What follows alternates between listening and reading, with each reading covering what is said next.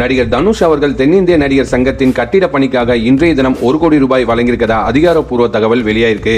இந்த 1 கோடி ரூபாய் பணத்தை காசோலையாக தென்னிந்திய சங்கத்தின் தலைவரான நாசர், பொருளாளர் கார்த்தி, துணைத் தலைவர் பூச்சி முருகன் ஆகியோரிடம் வழங்கியிருக்காரு.